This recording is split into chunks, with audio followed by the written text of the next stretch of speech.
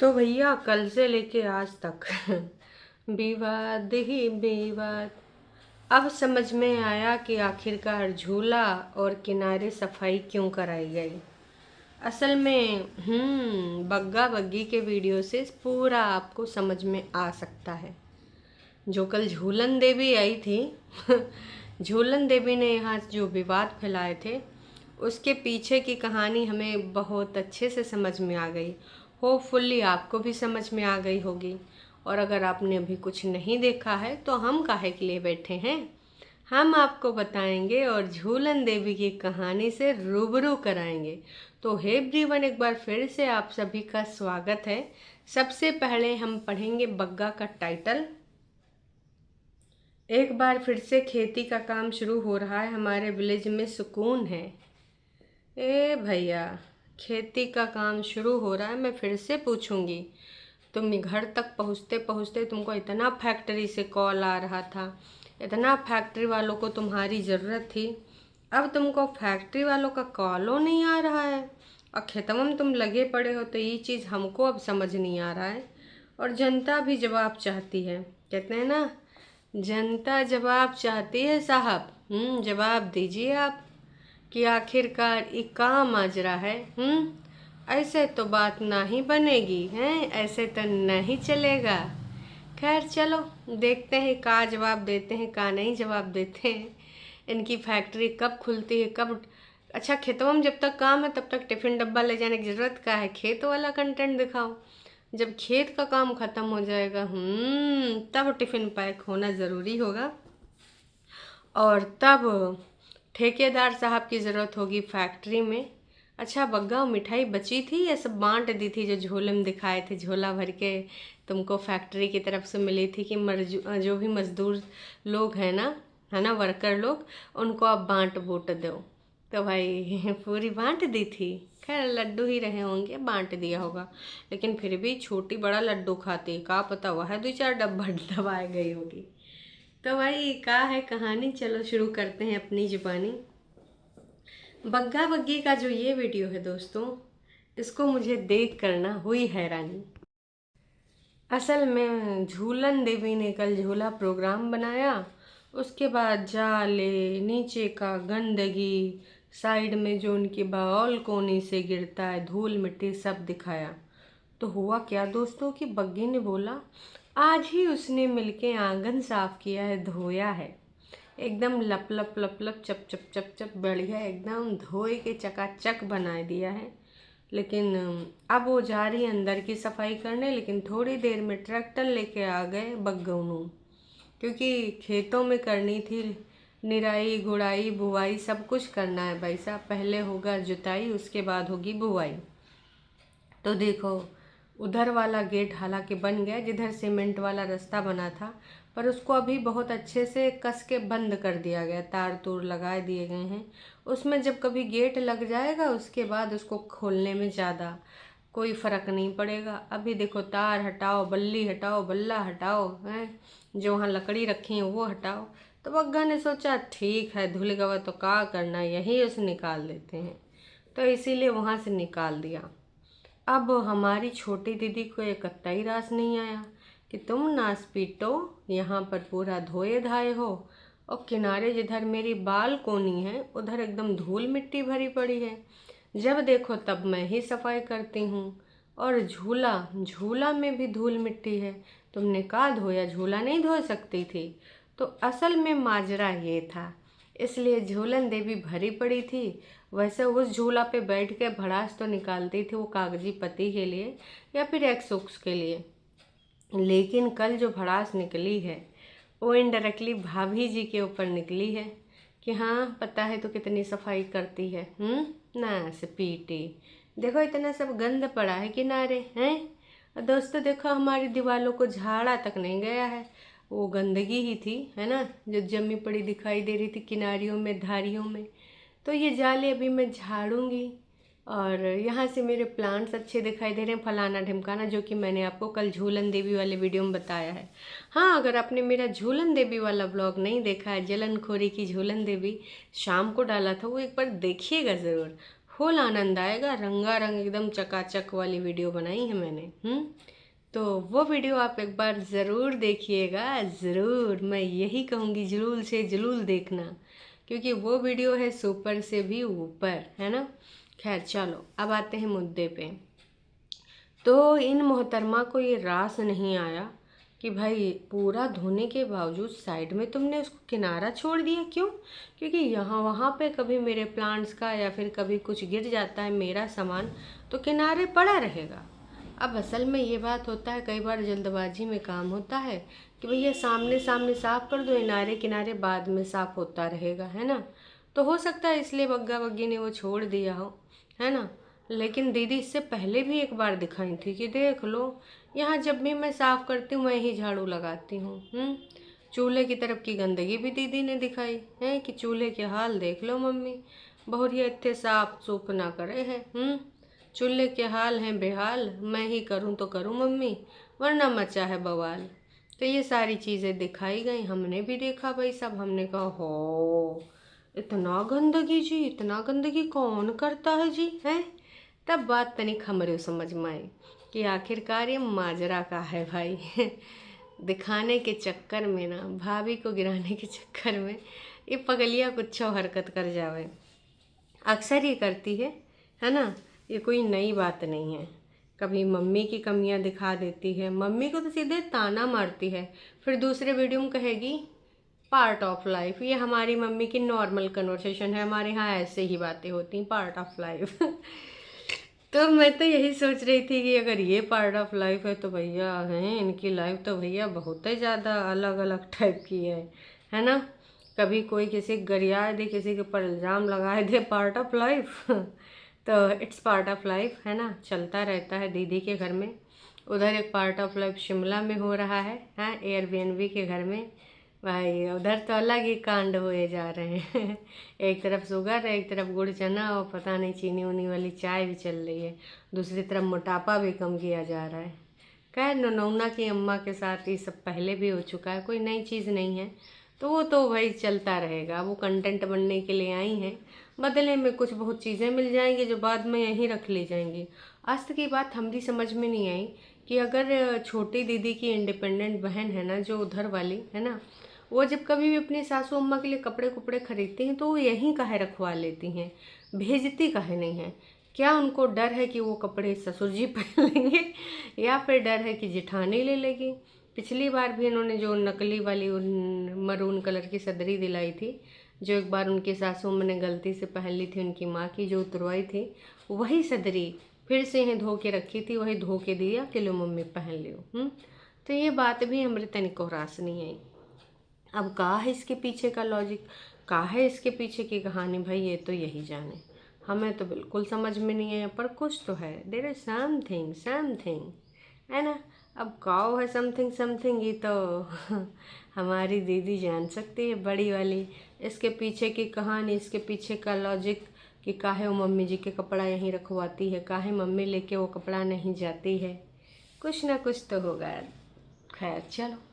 तो भाई ट्रैक्टर ट्रूक्टर से पता चल गया, और हम बकौना कल खेतों ना, इधर का खेत उधर का खेत, हर जगह का खेत दिखा रहा था। और यही था कि आज हम यहाँ पे बुआई कराएंगे, शाम को हम ये लगाएंगे। जब बग्गी के सामने बोल रहा था कि मैं और बग्गी करेंगे, बग्गी ऐसे देख रही थी, हाँ, मुझे खेतों पीछे काम करना पड़ेगा, अब मम्मी नहीं है तो करना पड़ेगा बेटी, करना पड़ेगा। हवा चलने लगी है धीमे धीमे। मैंने जाली वाला गेट बंद रखा है, बाकी खोल दिया है, तो अच्छी लग रही हवा, हल्की हल्की। फ़ैन क्योंकि चलाना नहीं, सुबह सुबह तो बिल्कुल नहीं चलाते हैं, रात में हल्के चला देते हैं। और बाकी भैया मैं तो अब गरम उड़ने लगी हूँ, मेरे को लागे है ठंड, है ना। और ज़्यादा हीरोइनी बनने की कोशिश भी न करो दोस्तों कि भैया नहीं हमें गर्मी लग रही, हम पंखा चलाएंगे, चादर में लेटो, सुबह छी छी करो।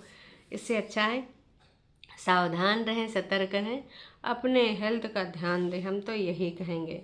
तो भाई बग्गौन खेत भी दिखाए, अपना ट्रैक्टर भी दिखाए, और शैंकी को जाना था ननिहाल, तो इसने बोला कोई बात नहीं तुम जाओ ननिहाल, और मैं अपना अकेले देख लूँगा क्या करना है कैसे करना है ना। कभी कभी मेरे अंदर जोश आ जाता है, मैं सारी चीज़ें कर लेता हूँ। ए बग्गा, वहाँ गए थे फैक्ट्री, हाल चाल कुछ फैक्ट्री के नहीं बताया यार।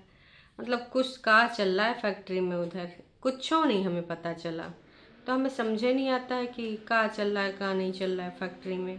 फिलहाल खेतों का ज़्यादा से ज़्यादा दिखाया गया। उसके बाद बग्गी आई थी, वहाँ के रस्मों रिवाजों का विवरण दे रही थी, वहाँ उधर का है ना, जहाँ शादी में गई थी कि वहाँ ये रह गया था वो रह गया था। वही के बाद भाई ये सारी चीज़ें होने के बाद ये खाए पिए मिर्ची तोड़ ताड़ के दिखाए कि दूसरी लैंग्वेज की बातें करी इन्होंने।